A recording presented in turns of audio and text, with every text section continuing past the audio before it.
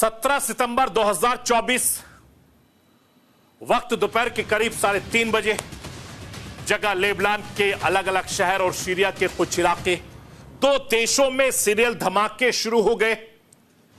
Hezbollah के लड़ाके जिस pager से एक दूसरे से बातचीत करते थे, संपर्क में थे, जिसके जरिए एक दूसरे को संदेश भेजते थे या मंगाते थे, वो अचानक से फटने शुरू हो गए।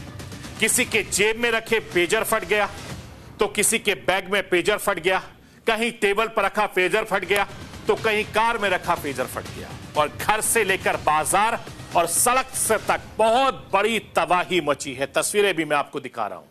लेबनान और सीरिया में 40 मिनट में जो कुछ हुआ वो इस सदी का सबसे बड़ा हमला, सबसे अनोखा ऑपरेशन का नतीजा था। ऐसा ऑपरेशन जिसे न सिर्फ हिजबुल्लाह और ईरानी प्रॉक्सी संगठन हैरान है, बल्कि पूरी दुनिया इस हमले से हैरान परेशान है। यहां से एक नई तरीके की जंग की शुरुआत हो गई है। हिजबुल्लाह से बदला लेने के लिए इजराइल ने गैजेट वॉर की शुरुआत कर दी। लेकिन सवाल यह है कि मोबाइल की दुनिया में हिजबुल्लाह आखिर पेजर का इस्तेमाल क्यों करता है?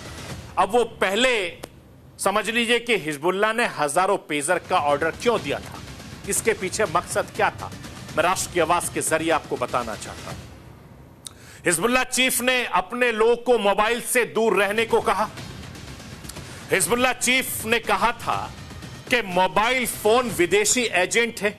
हिजबुल्लाह चीफ ने यह भी कहा था कि मोसाद आसानी से किसी भी मोबाइल की लोकेशन ट्रैक कर सकता है।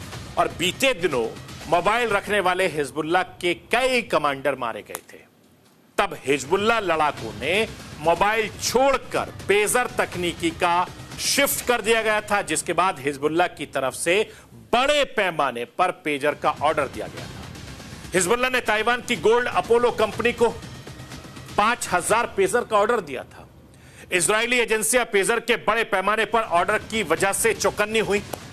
डिलीवरी से पहले ही मोसाद ने पेजर में 3 ग्राम से 30 ग्राम तक विस्फोटक प्लांट किए थे। मैं आपको यह भी बताना चाहता हूं कि हिजबुल्लाह ने यह भी सोचा था कि उसके लड़ाके लोकेशन ट्रैक से बचने के लिए पेजर का इस्तेमाल करेंगे तो उसे स्मार्टफोन की तरह हैक नहीं किया जा सकता। लेकिन मोसाद ने इस पेजर में धमाके करके लेबनान को दहला दिया, जिसे पेजर के जरिए मोसाद से बचने का तरीका हिजबुल्लाह ने अपनाया था। उसी पेजर को मोसाद ने अपना हथियार बना लिया था। अब जरा यह समझ लीजिए कि आखिर पेजर होता क्या है और यह पेजर काम कैसे करता है। मैं राष्ट्र की आवाज के जरिए आपको वो समझाना चाहता हूं। पेजर एक ऐसी डिवाइस होती है जिसके जरिए मैसेज को भेजा या रिसीव किया जा सकता है।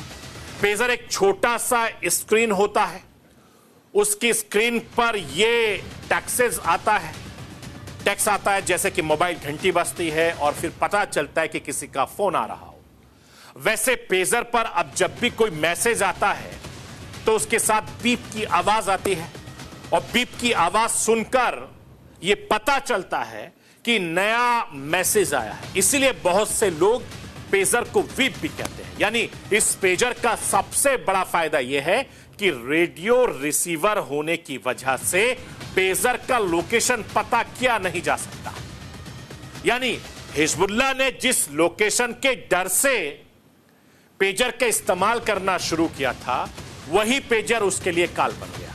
खबरों के मुताबिक मोसाद ने हिजबुल्लाह में भी अपने घुसपैठ बना रखी है और उसी घुसपैठ की वजह से पहले मोसाद और फिर इजरायली मिलिट्री तक इतनी बड़ी तादाद में पेजर के ऑर्डर की खबर लगी, जिसके बाद मोसाद समझ गया था कि हिजबुल्लाह अब मोबाइल की जगह पेजर का इस्तेमाल करने जा रहा है। और यही वजह है कि मोसाद ने अपनी प्लानिंग शुरू कर दी। अब यह जरा समझ लीजिए कि मोसाद ने लेबनान में पेजर स्ट्राइक कैसे की। राष्ट्र की आवाज के जरिए मैं आपको बताना दिखाना चाहता हूं, समझिए। इसके पीछे 2 थ्योरी होती है। पहली थ्योरी यह है कि मोसाद ने पेजर को हैक करके ब्लास्ट किया, लिथियम बैटरी को ओवरहीट कर डेटोनेट किया। और दूसरी थ्योरी यह कहती है कि मोसाद ने पेजर से सप्लाई चेन में सेंधमारी की और सप्लाई या मैन्युफैक्चरिंग के दौरान ही इसमें विस्फोटक फिट किया गया था। मैं आपको यह भी बताना चाहता हूं कि जो भी डिटोनेट हुए, जब उन पर एक खास तरीके का मैसेज पहुंचा, तब सितंबर की दोपहर वही रहस्यमय मैसेज एक साथ 3000 पेजर पर आया। मैसेज के साथ ही पेजर ने बीप बजना शुरू हो गया। फिर उसी बीप के साथ लेबनान के अलग अलग शहरों में एक साथ 3000 धमाके हुए और इन धमाकों में हिजबुल्लाह के सैकड़ों लड़ाके घायल हो गए और कई लड़के मारे गए।